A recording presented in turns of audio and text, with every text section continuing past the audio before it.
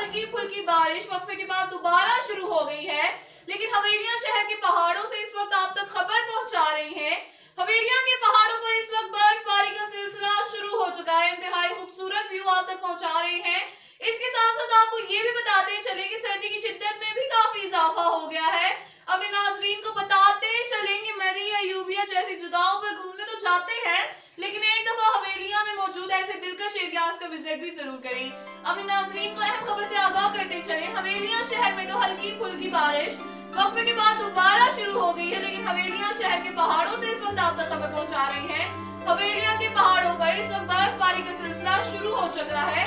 इंतहाई खूबसूरत व्यू आप तक पहुंचा रहे हैं। इसके साथ साथ अब आपको ये भी बताते चले कि सर्दी की शिद्दत में भी काफी इजाफा हो गया। अपने नाज़रीन को बताते चले कि मरी या यूबिया जैसी जगहों पर घूमने जाते हैं, लेकिन एक दफा हवेलियां में मौजूद ऐसे दिलकश एरियाज का विजिट भी जरूर करें।